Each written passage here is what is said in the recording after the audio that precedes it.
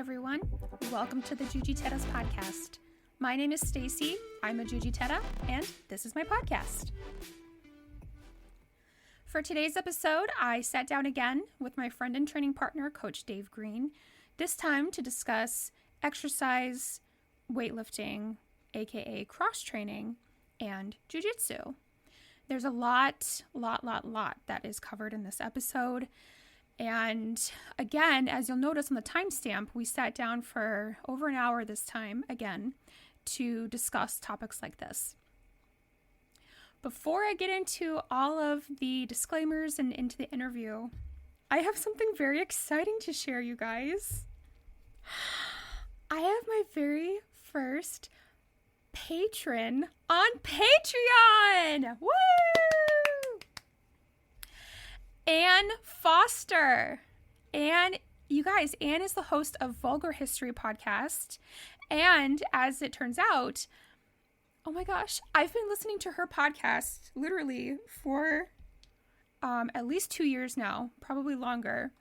My sister introduced me to Anne's podcast, Vulgar History, and I just fell in love with it. I listened to it on repeat. I have all my favorite episodes, especially Frances Howard, who since this I can't say what her nickname is because my podcast is not Vulgar History and I have a clean rating on mine, so I can't say what her nickname is. But if you don't mind a few swear words here and there, then go check out Vulgar History and you get to find out what Frances Howard's nickname is. And as you listen to the different seasons, as the seasons go on, and you just become part of the inside jokes, there's a really awesome community there. And I just adore it. Thank you so much, Anne. I really appreciate the support. It really means a lot. Thank you so much. So Anne Foster, host of Vulgar History podcast, thank you very much. Okay, now I need to get into the disclaimers. I did a more full disclaimer last time for the nutrition episode. I will do a similar disclaimer this time. Dave and I are not medical professionals, nor do we ever claim to be. This podcast is not intended to be taken as medical advice for anyone. The purpose of this podcast is to just give you general information to help you make informed decisions about your body and your health. So there we go. Now, without further ado, here is my interview with Coach Dave Greene. All right, welcome back, everyone. I'm sitting here with Coach Dave Greene. Hello. Hello, welcome back. Thanks for being here. Yeah, thanks for having me again. Excited to chat more. Yeah, me too. And so today's topic is sort of the sister that goes hand in hand with last week's topic, which is weight training / cross training and Jiu Jitsu, which goes hand in hand with nutrition that we talked about last time. Yeah. You can't outwork a bad diet, and you can't out-eat no exercise. Yeah.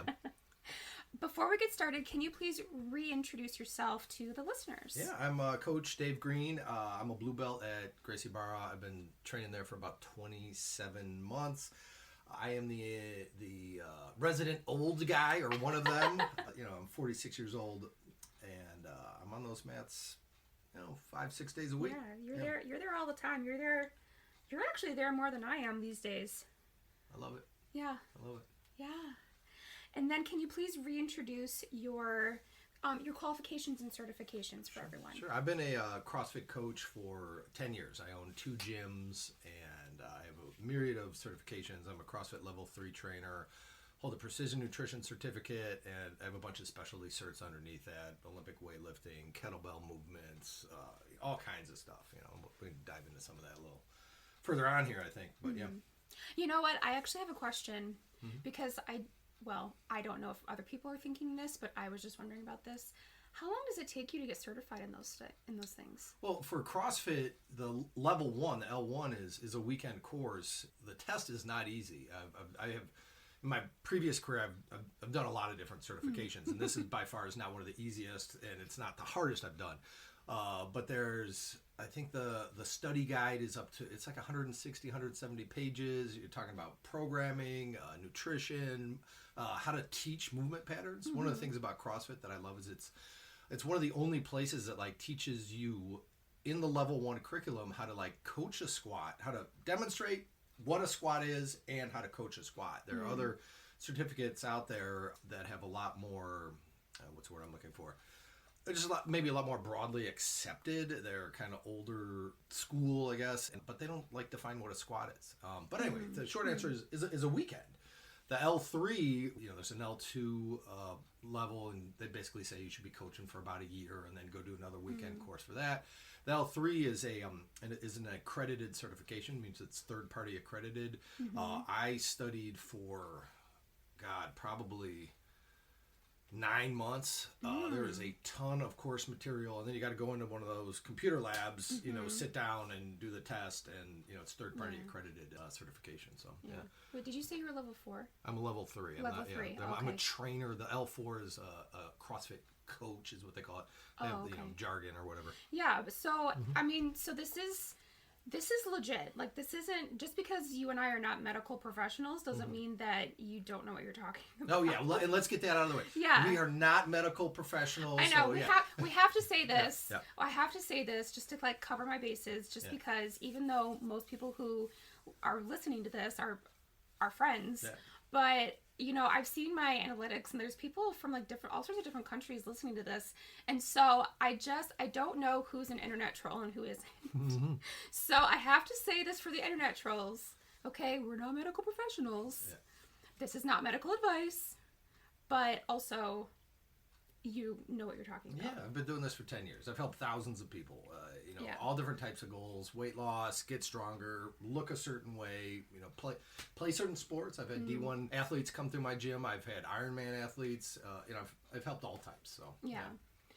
So like this isn't a thing that you got like a degree from Google University. I've been actually most of my life I've been passionate about human movement. And I played sports growing up. I was quote unquote athletic. I ended up playing intercollegiate club level lacrosse, but I actually studied art and I studied figure. I did a lot of life studies. So I was like studying the human body, both from a scientific side and from kind of an art side. But movement patterns fascinate me. And that's really what this kind of gets down to. When you're coaching people, you're just kind of breaking down movement patterns, how to strengthen them, how to complement them. There's a lot to that. Yeah. So, speaking of movement patterns and cross-training, as we're calling it, I wanted to define these terms, because cross-training in terms of fitness means something different than cross-training in the jiu-jitsu world. So, can you please define what cross-training means in terms of fitness? Yeah, well, I think cross-training is just mixing, if you play a specific sport, you're going to complement it with a different type of training. I.e., if you're like a runner, I may do some cross training. That may mean weightlifting. Like, so when we say like cross training in exercise and fitness, it's a little bit antiquated. Like now mixed modal training is very popular. It used to be that people believed like if you focused only on like long distance running, cardio work, like lifting weights would detract from that. But with the science, no, it doesn't. Yeah, no, not at all. Yeah, not at all. It actually benefits it greatly. So with jiu-jitsu, I would say, when you practice jiu-jitsu, we're learning techniques, we're drilling techniques, we're sparring on the mats. Cross training is anything like maybe that isn't on the mat. I would say that's kind of how I look at it. Yeah, and that's how we're using that term. And I just want to make this clear, because I know for people who are like very experienced in the jiu-jitsu world, I know that sometimes when you hear cross training, what you envision is leaving your academy and training at a non-affiliated academy, which is frowned upon. Yeah. But that's not how we're using this term. That's not what we mean. Yeah.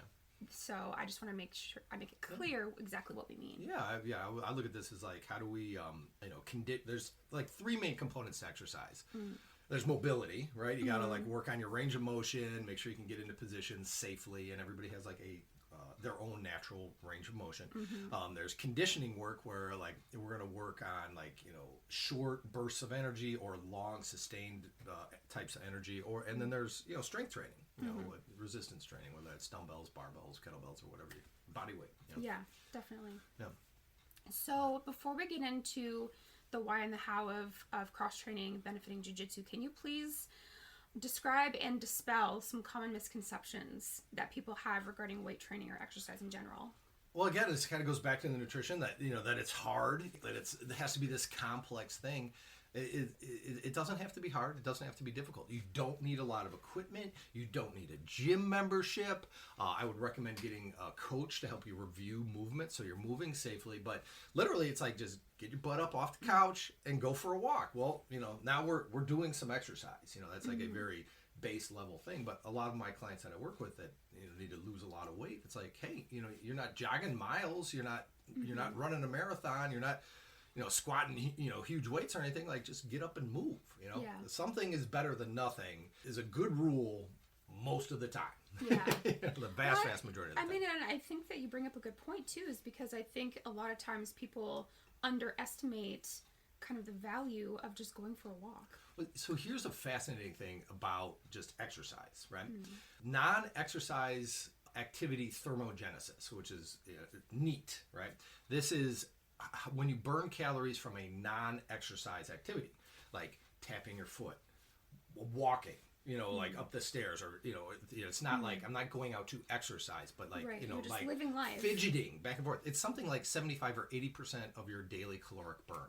So if you want to lose weight, right, or you boost your metabolism, like let's just say exercising in the gym, whatever that, or getting your rolls in at Jiu Jitsu, is 3 to 5 hours a week. That only really accounts for about 15, maybe 20% of your caloric burn. So even if you double that, the non-exercise activity thermogenesis, NEAT, is more calories. So like a huge thing for a lot of people is like, get a standing desk. Just stand, literally, and that little rocking back and forth you might do at your desk, at your office, or wherever, like has tremendous impact on overall health. It's simple but impactful.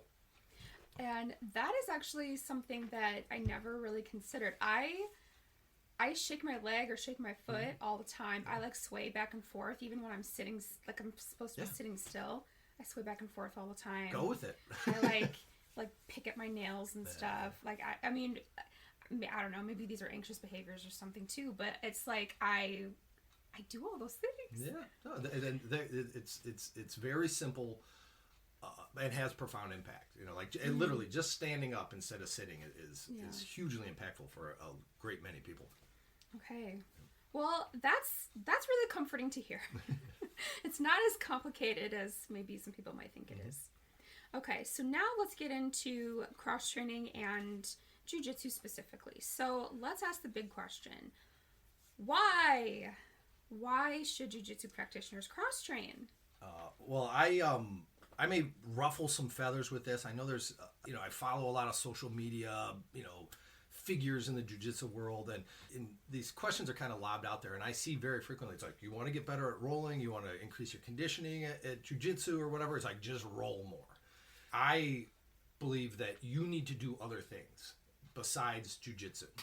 And the reason for that is to maybe prevent injury, right? Have more longevity on the mats. You need to vary your workout patterns. And so I would say the question was why? Yeah, right? Why should jiu-jitsu practitioners cross-train? Yeah, so for longevity and injury prevention and to increase conditioning would be like my top three. And probably in the injury prevention and longevity are kind of the same thing, but Yeah. Yeah. Well, I mean, and so I guess fun fact, I started as a runner before I ever started jiu-jitsu. And in my baby steps into the running world, that is something that came up all the time, was that you can't just only run. Yeah. Because you're going to wear out the repetitive movements. Yeah. You're going to wear out certain joints. You're going to overwork certain muscles and underwork other muscles. Yeah. And you're not going to last super long. So one of the analogies I say is like the hinge on the door, right? Even if your door and your wall are perfectly aligned, right? You open and close that door enough, the hinge is going to break. So overuse type injuries is one of the main things, is why I have to recommend doing other types of training, because you have to vary it. When we get into the gym and we're doing resistance training or whatever, we're going to look at exercises that will help strengthen what you're trying to do on the mats. You know, like if we're doing single leg type takedowns, we want to like maybe do a lunge, right? Like so we can actually get through that movement stronger. Right. You know, we do a lot of pulling with our arms. So we want to do like upper body pulling things, but we want to do things that complement it also, that keep us balanced. You know, a lot of people, if you look at a wrestler, right? Like anybody that wrestled for any period of time is like internally rotated and kind of rounded upper back, right? So like you know, like all these muscles on the front of their chest are like really strong, and they have like good pulling muscles too, but like we need to like counteract that to get their body in the right position. So that's just kind of just a way of illustrating, you know, the balance type of things. You know, we want to do exercises that help benefit our sport, but then we also want to do exercises that help keep us in balance and our body in a prime condition or position. Yeah. Well, and then also just speaking from personal experience, because as you know, I've been weightlifting pretty consistently for about 6 months. Yeah. I mean, I was weightlifting before then, but it definitely wasn't as consistent as it is now. So, but what I have found is that doing certain exercises, especially trying to strengthen my lower body in particular, has really helped with my hip throws and stuff, or really helped with like leg drags when I have to squat. And then I feel more stable because my muscles are able to hold my body in that position better. And even doing weighted deadlifts and stuff with the bar, it helps my grip strength. Yeah. And I've noticed I can like grip on a lot better. Yeah. You know, and so it's just stuff that I've seen happening in my own self, you know, that I'm just like, oh, maybe this is, you know, maybe this is something I want to keep doing. Well, yeah, I mean, I think everybody should pick up heavy things on a regular basis, into your life, and there's a lot of reasons for that. But if we just keep it on the topic of jiu-jitsu, like it's going to keep your joints stronger, you know, and the likelihood, it will reduce the likelihood for injury. And particularly, like, a lot of the training we do is high volume, lots of reps. You know, the competition training is lots of reps, lots of reps. It's so intense. Yeah, and it's high volume stuff. So we have to do something that counterbalances that, and that means picking up heavy things on a regular basis. And I'm not saying like you need to lift weights, you know, 5 days a week, but it should be 2, maybe 3 days a week. The caveat on that is if you get like way too into the power liftery type space, you're going to inhibit your range of motion. You're going to become stiff. You know, so it's like there's this whole balance game. I mean, that's one of the reasons why I love jiu-jitsu, is like trying to find the balance between being as like strong as you possibly can while not over stiffening, you know, and staying mobile. Right? Yeah. Nice. Okay, so since we're talking about cross training, exercising, weightlifting, etc. for jiu-jitsu, so let me ask you this: are there specific exercises that benefit jiu-jitsu more than other exercises? Well, so we got to look at our activities, right? I would say from a longevity standpoint, like we got to look at the most common injuries, right? Potentially neck trauma, reduced range of motion in the neck, you know, getting choked, you're getting cranked on the neck a lot. Shoulder injuries we see a lot. Knee injuries we see a lot. So, you know, to keep your knees in a prime position, like we're going to want to do things like deadlifts and glute bridges to build strength around the hip to keep, you know, the leg muscles and the knee in a prime position to kind of counteract, you know, particularly when you get into upper belts, competitive, where people are, you know, doing heel hooks and toe holds and they're like cranking on your knee. You know, a lot of arm bars happen, so like I want to make sure my shoulder is in a prime position. So like a lot of upper body pulling stuff. Right? I like training people through movement patterns. Like I could say upper body pulling, do some rows, do some pull-ups, but really, like, as long as you're doing upper body pulling of some variation and vary it when your workout, so like it really doesn't matter, you know. You don't want to do the same thing over and over and like always doing lat pulls or cable rows. But I love lat pulls. Well, yeah, but well, vary the weight. You don't want to do it like the same thing all the time. It goes back to what I talked earlier about the running, the repetitive motion. Like you can't just do all the same things all the time. And I find it's boring to do the same workout all the time. Like if I'm doing upper body pulling, like I'm gonna get on a lat machine, do some lat pulls, but like I may put a different handle on it, right? And now I'm doing a different grip pull. So even just rotating my hands gets my shoulders in a little different position, and now I'm just activating different muscles or using different muscles. You know. Your body wants to be surprised. It wants to be kept guessing, you know, and you will get the most profound impact from your workouts when you kind of surprise different things. You know, and you say that, and I've experienced that personally, being in the gym, like doing a machine I've never done before. It's like, oh, what's this? I'll read the instructions. Okay, seems easy enough. Yeah. And then I do it. And I'm just like, oh, okay, I guess I can do that. And it's just, I'm just, you guys can't see me in podcast land. Everything he's saying over here, I'm just like nodding my head vigorously. Like, yep. One of the analogies is a phenomenal book called Go Wild by Rady, and I forget who the co-author is, but it just talks about like one of the things that they talk about in that book. Lots of great info in there, but it's like running on a treadmill versus like trail running. You know, when you go run on a trail, it's like the little inconsistencies of the trail, your ankle, your feet, you're going to do all these things. And it's like you go around a corner and there's a deer or a bear. It's like, you know, or whatever, you know, and like, and you see maybe a sunrise or, you know, like all those I love things. the sunrises. Just envision that versus, okay, I'm on the treadmill running. I might do the exact same distance, but I'm looking at a TV or a magazine or something. It's just, it's not the same stimulus at all. It's not. I absolutely hate the treadmill. I hate it so much. I hate it. I hate it. Yeah, I hate it. I'm not a fan of treadmills. And I do road running or sidewalk running. Yeah. And then, okay, can I just tell a little story? This is not anything to do with jiu-jitsu, but it does have to do with trail running. So I live not too far from the Argonne lab over here. And they have like a 9.5, almost 10 mile loop of a trail. And I would run that sometimes. I mean, at the time I was training for a half marathon. So I was like, okay, if I could at least do one whole loop, that's most of the half marathon. And I saw deer. Yeah. I saw deer. Like I was like running down kind of this hill, like a downhill curve type of thing.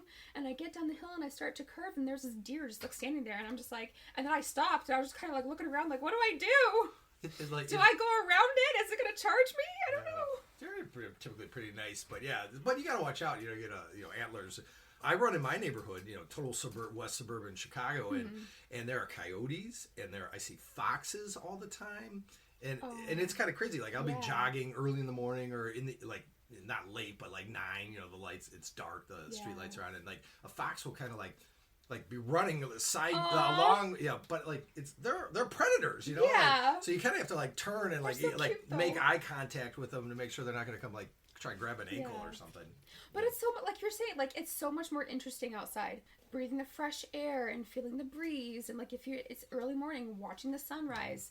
Oh my God, outdoor running is so much better than treadmill running. We need to be outside too. Yeah. We're designed to be outside. Yeah. Anyway, sorry for that little caveat talking about running, but we're also talking about cross training, so I guess it's. But it's important, you know. It's on topic. Still. You know, there is something to be said. Okay, like we're competing, you know, at a jiu-jitsu competition. You know, for me that's 5-minute rounds. I have to be able to do 5-minute rounds. So like practicing sparring 5-6 minute rounds repeatedly is going to help me. But also going for a jog, walk on a regular basis is going to help my energy system. It's going to help me metabolize. It's going to, you know, it's just going to prime my system. So I'm not saying you have to go run a marathon to be a better jiu-jitsu player, but like getting out, going for some jogs or walks or, you know, like that's definitely going to help your body.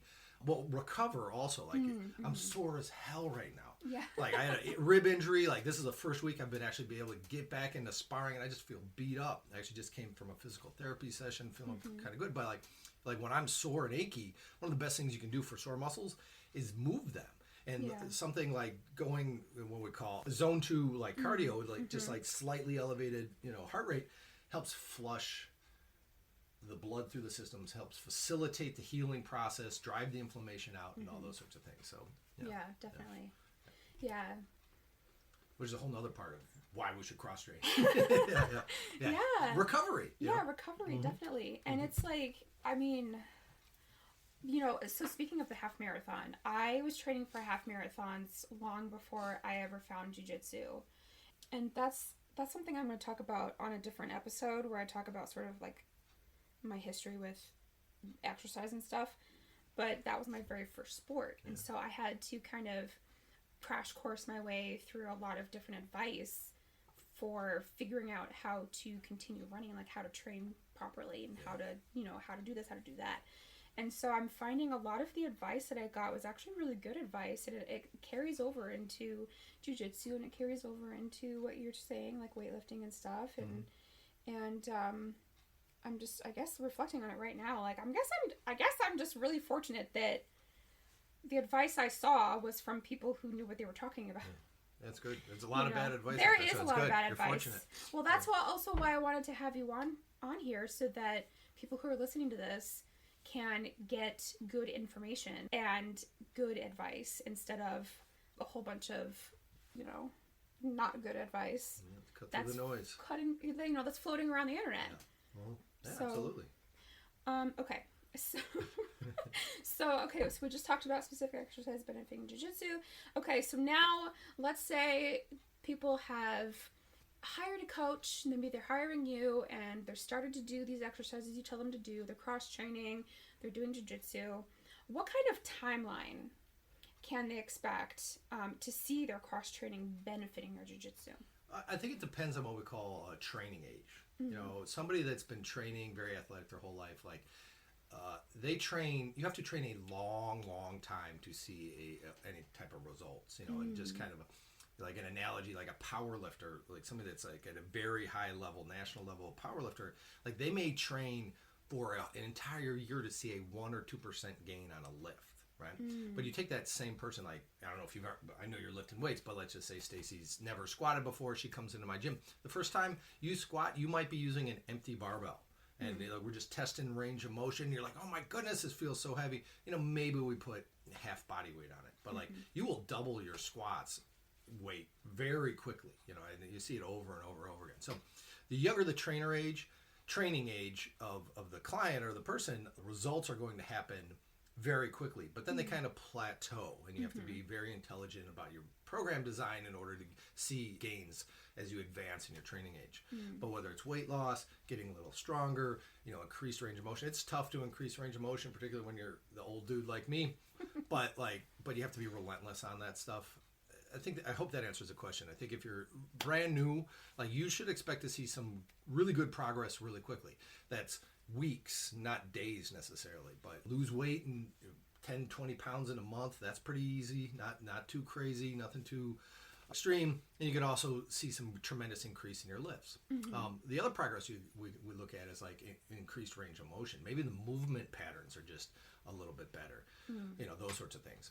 The one thing I would say about this is you have to take your actual age into consideration too. If you have poor posture or you have a desk job and you're, my age, 46, and maybe haven't exercised for a couple decades, and now you're getting into it, you may not be able to get your shoulder in an ideal position to maybe put a barbell or something over your head. But the fixing, quote unquote, fixing the soft tissue, to get your shoulder into a better position, that's going to take a long time because maybe you have 40 years of physiological programming. That's not going to be reversed in weeks or months. It may take years to actually reverse. Okay. So if we're talking about cross-training and seeing sort of physical changes in the actual body, when is sort of a timeline for when doing these supplemental exercises, these cross exercises, when is sort of the timeline people can expect to see that coming through in their jiu-jitsu? I would say, a month-ish. It really depends on frequency of exercise, frequency on the mat, how consistent you are, those sorts of things. But if, let's say, you have a pretty typical 2 or 3 days a week on the mats and you have 2 or 3 days in the gym or walking or doing some type of cardio, I think you'll see improvements within a few weeks. That may just be I'm not as winded as I was. It may be that, initially when you start lifting weights, you're going to be sore. You're going to be really sore. It's like, oh my God, I'm using my body in a new way, or maybe a way that I haven't done in a long time. So you're going to have a lot of soreness. Initially, you may be like, oh, well, I'm not as sore as I was a month ago. That's hidden results, right? Yeah. And then, as you advance, maybe you are a little bit stronger. I could actually pick my opponent up. You know what I mean? Or struggled less with it. Yeah, totally. Struggled less, or my quads didn't burn when I was doing my sumo squat or whatever. I could definitely tell that the months of consistency, were really paying off because I was feeling it in just the strength in my body.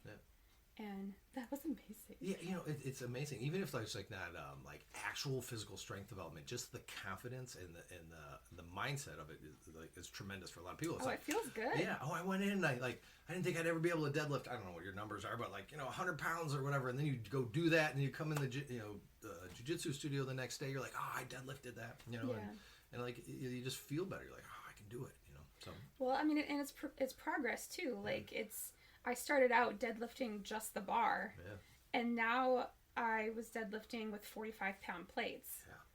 You know, well, one of each, but still, like that's progress from just the bar. Yeah, don't put one on one side. That's an awkward lift. You know, you definitely want to balance out the bar. Well, I said 45-pound plates, but what I mean was one of each.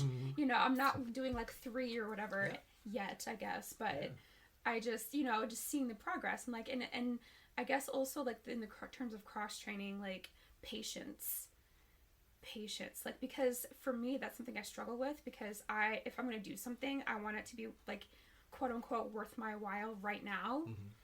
And it's worth your while, but like you literally just talked about the timeline, like it takes a long time to, you know, quote unquote, podcast land can't see me doing these like air quotations with my fingers, but it's like to see like the results and stuff. Yeah, but the other side of this is, you know, long term. It's like, you know, one of my favorite quotes is, "There is no finish line." There's no finish line, and you know, so like, when's the end of your training?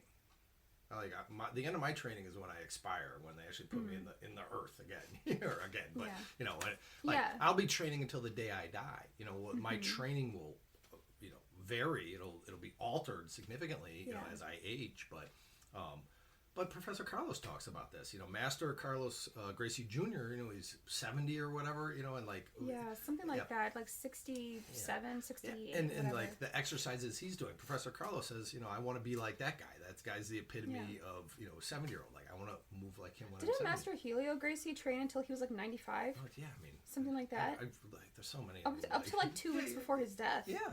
And he's like a 90-something-year-old man. Yeah. Yeah, like, I mean, because we, like, something that we say all the time as part of Gracie Barra is Jiu Jitsu for life. Yeah. But also, this can be applied to like the cross training, nutrition, the things that we just talked about. It's for life. It's for your life. Like, it doesn't stop until you literally die. Yeah, I mean, we are designed to outrun gazelle barefoot. Like, that's what we're designed to do. And it's I'm fascinated by these notions and what, like, the premise of what is like normal and healthy and those sorts of things. Like if you think about what exercise is, like, what is exercise? If you look at primal cultures, like some Amazonian tribe or something, like, they don't fashion dumbbells and barbells and they don't work out, you know.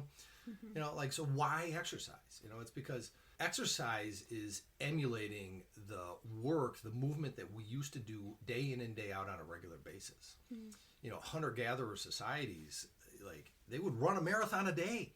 And like half of that marathon, they'd be like packing, you know, 80 pounds of meat back to the tribe. That's what we're designed to do. But we became agrarian. We started farming, you know, 10,000 years ago. And the Industrial Revolution happened about 120-ish years ago, right? And we become more and more sedentary. Now we have computers. We have this technological revolution that's gone on the last couple decades. It's like people don't get off their butts. And so they need to exercise. But it's like we're just emulating the work that we used to do on a regular basis, day in and day out, you know, till we died. Because that's what we had to do. Right. You know, so it's like, right. But yeah, you talk about, you know, Master Helio, like, that's crazy. He was working out till he's 95, but it's like, no, that's actually kind of normal in the grand scheme of things, you know. Well, but I mean, I think it kind of goes back to, and I think we talked about this during the nutrition episode, there's no, like, time limit where it's like, okay, I'm gonna, you know, like in nutrition, I think you mentioned this, I don't remember specifically anymore, but something along the lines of, okay, I'm gonna eat these types of things for 6 to 12 weeks and then what? Yeah, right. You know, and it's the same thing with the cross training and the jiu-jitsu and everything like that. I was like, okay, I'm gonna train for a year. Okay, well, and then what? Yeah, right. But, like, you know, then what are we gonna do? There is no finish line. No. It's and as a person who enjoys getting to my destination rather than the journey, this has been a thing for me to learn how to accept, is because I had to learn, and this is really difficult in the beginning of jiu-jitsu, but also like the thing with also running was just like, okay, well, I had the next race, and then eventually I just grew to enjoy the process of it. I would run just because I liked it, and I didn't have a time limit, I didn't have a mile goal or whatever. And, you know, jiu-jitsu kind of became the same way. Like, the more I did it, the more I just enjoyed doing it. I didn't have like I need to get to, you know, XYZ belt rank or whatever. Like, I'm just like, oh, let's show up and have fun. It's the journey. Yeah, it is. And it's like this comes off the wrong way, but like the more time I spend on the mats, the more I realize how much I suck. And that inspires me, because it's like, you know, like whatever, you get submitted a bunch of times by higher ranking belt, or you just have an off day or whatever. But like, I don't, you know, look at Professor Carlos, you know, 4-time world champ. You know, he's been studying jiu-jitsu like his whole 35 years or whatever it is, 30 years. Do you think his jiu-jitsu is good enough? Do you think he thinks he needs, I'm good enough? Or do you think he will be on those mats, you know, every day, like learning, you know, pushing himself to a new level? You know, he's constantly working at it constantly. Well, and I like every black belt that I've met, like he never stops moving, has that same mentality. Yeah. You know, like, you know, that I've had at least the privilege of talking with at least a little bit. There's this constant striving for improvement and perfection. You know, like you never can achieve perfection, but they're going to chase after it. You know, until they're dead. Well, I mean, and I don't know if necessarily I would classify it as perfection, because I know some people they continually like strive for perfection, and then they get down on themselves because they never reach it. But I think it's more of, you know, you strive to be a better version of yourself than you were yesterday. Yeah. You know? Yeah. And I think if we phrase it that way, I think it's a lot easier to achieve. Yeah. Yeah, I agree with you wholeheartedly. I'm on the pursuit of perfection, but it's an unattainable goal. You know what I mean? Like, I'll never get there, you know, and so like this 1% better every single day, like that's the least I want to be doing. Like, I just want to be a little bit better today than I was yesterday. Tomorrow I want to be a little bit better. And this is everything in life, by the way. You know, like jiu-jitsu is certainly one thing, but I want to be a better dad, better husband, better boss, better coworker, you know, like, you know, all the things. And it's a relentless pursuit of excellence, you know. Yeah, I mean, the same thing with cross training. Like, if you have started jiu-jitsu and you're like, oh, now I need to cross train, you know, you don't necessarily have to go all out in the beginning. Like, just start doing something. I would recommend the exact opposite. Like, take it easy, you know. And then if you think about it, like, just start small. Like, because I feel like if people try to start doing all the things at once, they're going to get really overwhelmed. Oh yeah. And then Baby being steps. overwhelmed isn't going to help them with consistency, and that's a huge key. Like, you have to be consistent. It's actually a phenomenal point. Like, I'm 46, right? I train jiu-jitsu 5-6 days a week. I walk, run every single day. I strength train or CrossFit, you know, 2 or 3 times a week at least. You know, like, I work out twice a day every single day. If I didn't know you or what you're capable of, I would not recommend that. You know, you know what I mean? Like, don't do what I'm doing. Well, that's because you are a well-seasoned athlete. That is something that you specifically are able to do, and that's great for you, you know. And this is why we say in the beginning, like, don't take this as actual like medical advice, because we can't advise you like that, you know. Like, we don't know, like, and especially Dave as your coach, like, he doesn't know what kind of like fitness background you have. It's this nuance of like, okay, I want to, you know, dip your toes in. We're gonna get you moving. Like, I want to push you, but if I push you too hard, you know, you'll break. You know. Yeah, and, exactly. And when I'm training clients, we talk a lot about rate of perceived exertion. You know, so like, whatever, I'm gonna put you on a rower. You're gonna row for 5 minutes at a certain pace. I'm gonna say, on a scale of 1 to 10, how hard was that? And whatever, 7.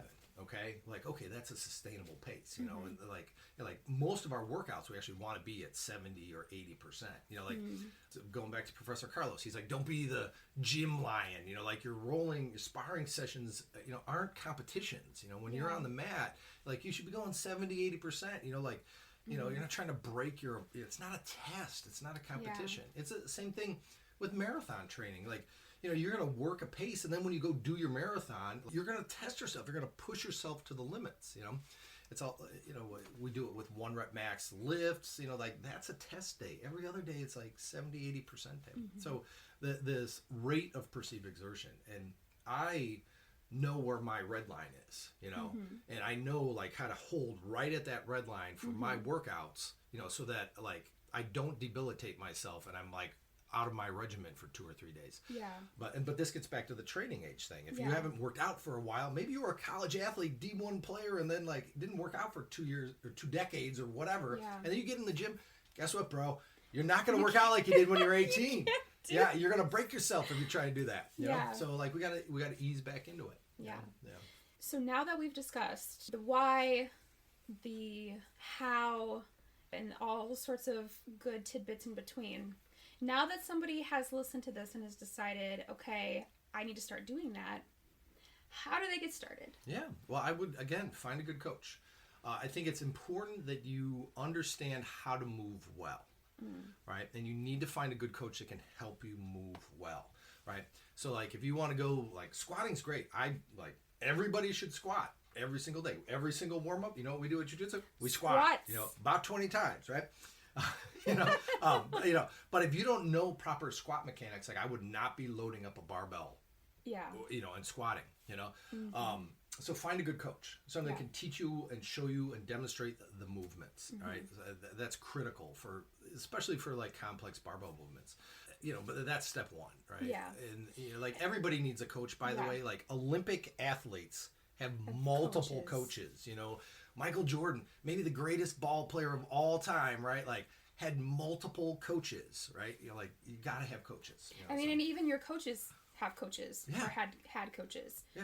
And I absolutely would 100% agree with you on that. Like, I think people try to hack their nutrition and do it by themselves because I feel like maybe that's something that people like to do. But in terms of exercise and stuff, you guys, I can't agree with Dave any more than I can't agree more.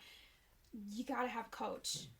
Especially if you don't know, especially if you're new to exercise, like you said. Yeah, we got to move through the proper movement patterns because you can get hurt if you have poor mechanics.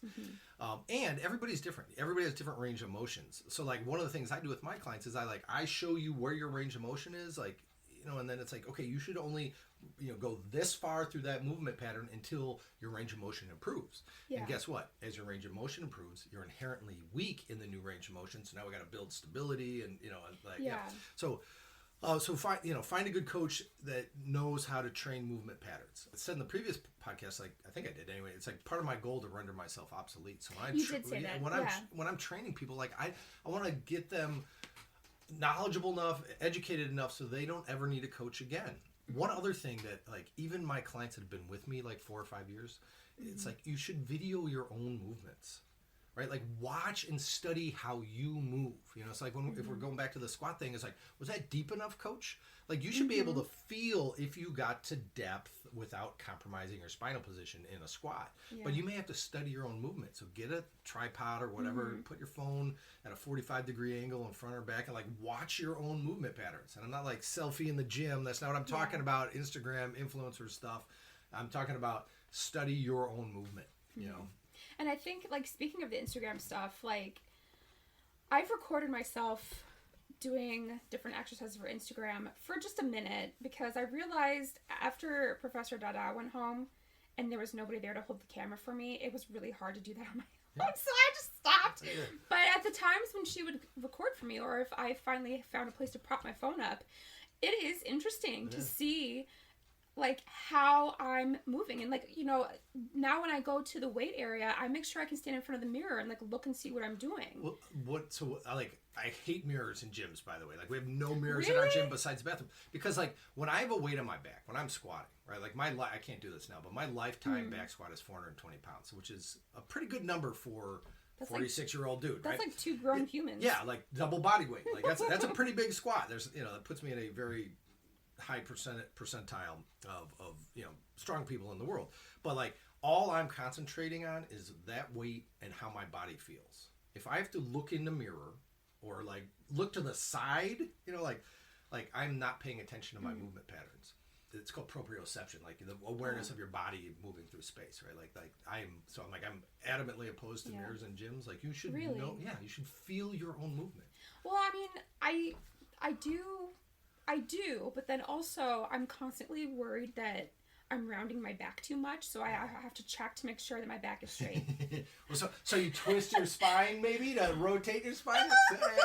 Yeah. So that I get myself set up, and I get into the position, and I do a quick check, okay, and then I put my head back in the proper alignment, and then I do the thing. But I need to make sure that my back is straight, because I run into this a lot, and I used to do this all the time in my beginning jiu-jitsu journey too, is that in my mind I'd be like, oh yeah, my back is straight, but really I was hunched over. When do you spar with your eyes closed? I do, yeah, sometimes. I really do. I was doing drills today, with my eyes closed. I'm just trying to move, close my eyes and just kind of feel my hands. I do. I've been doing that for a long time now, and I used to get so much crap for it in the beginning, because people are like, are you going to sleep? What's going on? But it's just no, because what I realized is that at the time that I was doing this, and I had kind of realized that I needed to do this, was because I had very poor body awareness. I had a very poor perception of weight distribution, and so I also realized I was relying way too much on what I could see. So then if a person had me in a really kind of deep crossface or anything like that, or a really low mount, and I couldn't see anything, I didn't know what to do. You got sweaty gi in your eyeball. Yeah, and so and then especially with I think I really started doing this beginning with back mount escapes, and they were like, oh, you need, whatever, all the stuff. And I was like, okay, well, I can't rely on my eyes because I can't see what's happening. So I need to be able to perceive and feel what's happening. And in order for me to concentrate on doing that, I had to close my eyes. Yeah. Well, so for me, it's the same thing with weightlifting. I try to get my clients, you need to feel if your back is rounding. And it takes a long time to learn, numerous examples of people I've worked with where it's they can't even feel their back rounding. And so you kind of have to stop them and be like, okay, here's your range of motion where your back starts to round, and whether that's a squat or a deadlift or whatever they're doing, when you're under load, by the way, it's you don't want your spine to change position. That's almost a cardinal rule. There are exceptions to everything, and there's different ways to train. There's come people, Jefferson curl people in here, talk to me about this, but or out in podcast land anyway. But ideally, if I'm squatting any weight, I don't want my spine to move, change position. I want it to stay fixed and steady. And that's where that's if we're getting way too hard into the power lifter type thing, it's all about stiffening. But guess what? That's one of my big things in jiu-jitsu is I gotta train my body to move, be more mobile. You gotta be mobile, flexible. Yeah. Okay, so what would you say to somebody who has been listening to this and is nodding along and thinks, oh yeah, that's a really great idea, but that's not possible for me, that's out of reach for me? What would you say to that person? Well, I think that's ludicrous. Everybody needs to move. Not only is it for you, if you're that person saying that right now, you need it more than anybody else. Everybody needs to move on a regular basis. Jiu-jitsu players, if we're you're out there on the mats, you're rolling, that's awesome. You're moving, but complementing your jiu-jitsu with a little bit of strength training, a little bit of conditioning work, is only going to make you a better player. If you're not a jiu-jitsu player and you're just maybe have a sedentary lifestyle, something's better than nothing. You need to get up and walk. Just move every single day. And 15-minute walks every day or for 3 days is better than one 45-minute walk.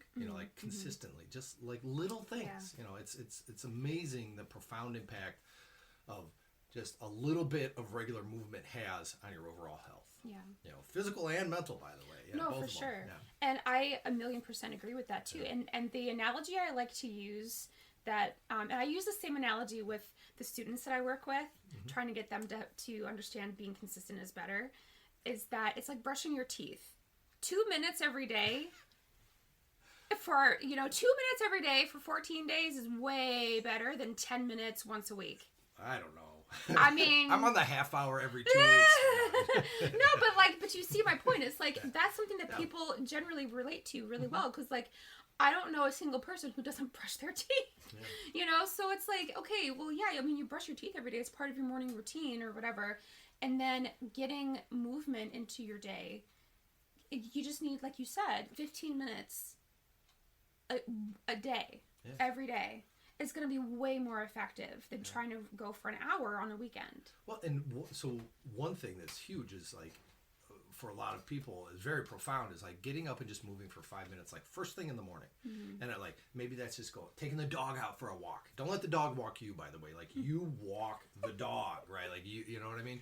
It's got to be intentional or deliberate movement. Maybe it's push-ups, maybe it's yoga flows or some stretching or something like that. Getting out into the daylight early in the morning, moving for just 5 or 10 minutes.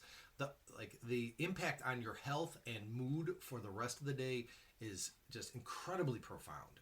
And most people wake up, hit snooze 5 times, you know, like hit the pause button on life, you know, get up, maybe go to the bathroom, and then they're right into their phones, work emails, you know, social media. They're just like, they're distracted by all the noise. But just like 5 minutes just working on you, you know, doesn't you don't have to get up at 4 a.m., you know, like just get up and I mean, unless you want to get up at 4 a.m., like we're not going to stop you, but... Right? I'm an early riser. But I mean, I am too. Sometimes I'm just already awake at 4 a.m., but sometimes I sleep in...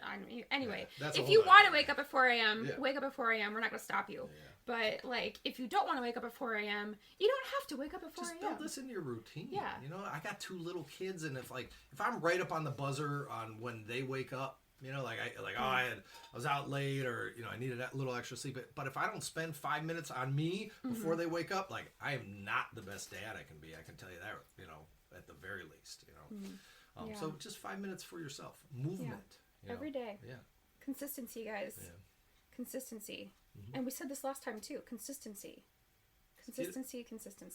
I think it's the key to a lot of things. Yeah. Oh my God. Yeah. It's the key to a lot more things in life than you might think. Yeah. Anyway, okay. So, Coach Dave, what are some good resources people can check out? Oh, yeah. There's a lot out there. I talked about Huberman, the Huberman Lab last time. The people he has on his podcast are phenomenal. Like, and this is one of the most kind of impactful podcasts and resources that I've found in a long time. It's like I love nearly everything I've heard on him or on his podcast. He's got Dr. Andy Galpin on there. He's got Peter Attia on there. I talked about them. I think he might have had Amy Shaw on there also. I mentioned her last time. Yeah, you did. But like the Huberman Lab, I think is a great, just like all kinds of stuff. Like they did one on like the adverse effects of alcohol. Like I just saw on my social media feed, you know, he's doing one on the effects of like Ritalin and Adderall, and that like he is got a very great platform with a lot of good information, and his website's awesome too. So like I think that's like kind of a one-stop shop. You know, if you don't want to like go get your own certification and like do a deep dive into, you know, some books, you know, or things like that, he's one of the best I've seen in a long time. Very concise, lots of great information. You know, the CrossFit Journal was a phenomenal open source. It was a journal, right? And it used to be free. And by the way, that's how CrossFit started. CrossFit is a media company. It was a blog post, you know, and like they used to just put out, you know, blog posts every single day. And, you know, historically, like you used to like log into main site and do the quote unquote main site workout, you know. But like CrossFit is a media company, and they used to have journal articles, you know, written by Greg Glassman, the founder, you know, a lot of the coaches, you know, different people. You know, it was phenomenal open source. Stopped publishing to it a couple of years ago. That's what kind of broke my heart because there's tons of good information. You could be like, whatever, I'm pregnant, I need to train. I'm postpartum, I need to train. You know, here's the basics on nutrition. There's so much good information there. You could go in there and search a ton of stuff, but it's kind of defunct now. Do they still have an active website that we could link and people could go there? CrossFit.com is there, but like I was actually just on it looking for the journal the other day, and it's like I think the last one was from 2018. It's like I don't know why that ended. Anyway, it's one of the great why I fell in love with CrossFit. But. Yeah. Well, I mean, we'll have to see if we can find some of those, and then I can try to link it. I've been having some difficulties with some of my links, so hopefully by the time this goes up, I figured that out and have edited the descriptions for everything, so all the links will work. You need to get like your tech staff on this stuff. You Oh, know? I am the tech staff. I'm the host and the producer and the social media Wear manager all the hats. and I the know how tech it goes. manager I know how and it the goes. editor. It's me. I'm a one-woman show. Yeah. So, listen, there's nothing I can't figure out. Like, I'll figure it out. But in the meantime, if you're listening to this and one of the links is broken, I sincerely apologize. I will figure it out and I will fix it. Yes. There we go. Okay. So, lastly, but not least, where can people find you on social media? I'm Coach_Dave Greene. That's with an E at the end, by the way. Yeah. I don't think I mentioned that last time. Greene with an E. Well, So I Coach, spelled it correctly, so if people read the description, which I hope they do, because I put lots of good information there, then it's spelled correctly. So Instagram is Coach_Dave Greene. I'm on Facebook at Dave Greene. You can email me, Dave at CrossFitSpero, SPERO.com. That's the easiest way to get in touch with me. And there's a link on my Instagram on the link in bio thing. Like you can set up. I have 15-minute calls. You want to talk with me? Have some questions? Like, hit me up. I'm here to help people. Insight. Give you some clarity. Help you overcome some obstacles. I'm on a mission to help as many people as I can find better health, better lives, and so book a call. Let's chat. Yeah. Well, and then Coach Dave, like if somebody's listening to this and they're like, "Oh my God, this sounds amazing. I really like what Coach Dave is saying. I want to work with Coach Dave," but then they live in like Nevada, whatever. Yeah. Can they still contact you? That's my primary passion right now. My CrossFit gym it doesn't run itself, but I don't coach on the floor there like at all anymore. I do remote coaching. I have a handful of clients all over the country. I'm most passionate about people that need the most help. So it's like, our kind of fictitious 400-pound dude that maybe needs to lose some weight to save his life. I want to help that guy.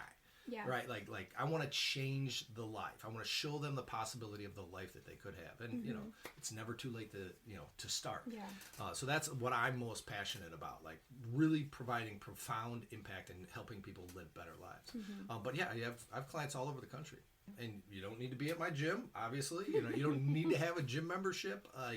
Like a lot of my people start walking, putting a backpack on, maybe doing a ruck, with a rucksack, and like you don't need weights, you don't need dumbbells. You can grab a backpack, put some books in it, and we can do a lot of work. If you're a parent, grab a child. Yeah. Put the child on your back. Yeah. Put the front baby carrier. Put the kid in the backpack. Yeah. Anyway. Yeah. Yeah, and I just want to touch on one more thing because I feel like people are going to listen to this and they're going to be like, yes, I agree with you. And yes, everything you're saying sounds amazing, but I'm already, 50, 60 years old. Like it's too late, and I know. And the thing I want to say is like, it's never, ever too late.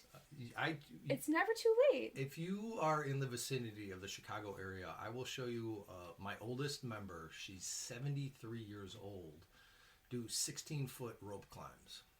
And when I see, I don't know, ladies in their 30s or 40s and we get the ropes out and we're doing rope climbs and they're, "Oh my God, I could never do that." I'm like, well, this 73-year-old woman over here is getting her butt up there. And I mean, she is one of the most, I love her to death. She's one of the most badass women I've ever met, people I've ever met. Lee, huge shout out to Lee. She's 73 and she will climb 16 feet in the air. She's amazing. Yeah. And also I've been finding on social media and stuff too. Now, again, like social media, there's corners of social media that are just cesspools of garbage, but there's a lot of really good social media out there too. And so I've been trying to follow diverse people in fitness and also diverse people in fitness in terms of like age. And so there's some older people or like, kind of middle-aged people who are out here just like kicking butt and like doing amazing things and building strength and like showcasing, senior citizens who are also, kicking butt and taking names and stuff. Yeah, I mean, I'm 46. So the average age of the people in my gym that train, in person with us, they're, mid to late 30s. Well, I mean, I just want to shout out one account in particular that is the one that I think is the one who really showed me that it's never too late, and that's Ernestine Shepherd. I don't know. Yeah. I think she still holds the record for the world's oldest bodybuilder. She's the bodybuilder. Yeah. Is she a bodybuilder? I think she is. She's in the meme where it's like these two women are 70 years old and like the one's in the rocking chair. Yeah, she's like 80 something now. I know, Here's the thing though with Ernestine, she didn't start exercising or weightlifting or anything until she was in her 50s. I saw a special or some blurb on her the other day, like her and her sister passed. If this is the same woman, I'm pretty sure. Yeah, it is. That's her. That's Ernestine. Yeah, and she promised, and her sister was like more of a bodybuilder, and like she promised her sister like she would win a bodybuilding competition. I'm paraphrasing that story. I think that's it. But it totally is. It's like she. I don't think she started doing any of this fitness stuff until after her sister died, and she wanted to kind of improve her health for her sister's sake, like in her sister's memory. Yeah, and I just saw something about it, and now she's 80 something years old now. She trains women. I don't know where she trains. She trains every day. She's like oh my god, you guys. Okay, I gotta find her stuff and link it too. It's never too late. And another thing that I like to say is like this little phrase. This is not my own phrase. I don't know who came up with it first, but I heard it and I was like, that's genius. I'm gonna remember that forever. And so far I have. And the phrase is, the best time to plant a tree was 20 years ago, but the second best time is right now. Yeah. There's so many, I call them isms, the quotes, the isms, But that helps me sometimes because I'm 36. Yeah. And so sometimes there are days where I'm just like, oh my God, I'm too old for this. Or sometimes where I'm just like, I really should have started when I was like, why didn't I start when I was in my 20s? Like, why didn't I start when I was like 21? Yeah. It's a funny little anecdote here is like I was in construction. That was my previous career, and I left that 2013, 2014. And one of my buddies that I used to work with a lot, I traveled for work, he would always find a CrossFit gym and he would always find a grappling studio. And this is like going back to 2004, 2003. And he would always be like, Dave, you got to come try CrossFit. And that was like when CrossFit started in 2001. It was in its infancy. He was an early adopter. And he would always find grappling studios. And it took me about 10 years to find CrossFit and become a CrossFit coach. And like it changed my life. And now I'm 2 years into my Jiu Jitsu journey. But had I started grappling or Jiu Jitsu in 2003, I think I probably would be calling me professor by now. Probably. I mean, probably. 20 years on. Yeah. Although in jiu-jitsu, it does take, I think it's like an average is 10 years to get a black belt on average. Some people get it a little faster, some people get it a little slower, but either way. That's like one of my big goals. Like I compete a lot. I want to win some medals, but my biggest goal is I want to be professor before and I want to hand my son his blue belt. So you can't get a blue belt till you're 15 or 16. At least, at least I think when you graduate out of the teens program. Yeah. And so like my 5-year-old who's been doing jiu-jitsu as long as I have. And my 3-year-old's in now too. But I want to hand him his blue belt. That's amazing. Oh my gosh. His first adult belt. Yeah. Oh. Yeah. Oh my gosh. Okay. So the podcast host in me feels like I have to circle this back around to the main topic, which is cross training and jiu-jitsu. But honestly, I feel like everything we've talked about has to do with these topics. Like we just talked about, it's never too late to start. You're never too old. One day or day one. Exactly. Another ism. Just get up and move.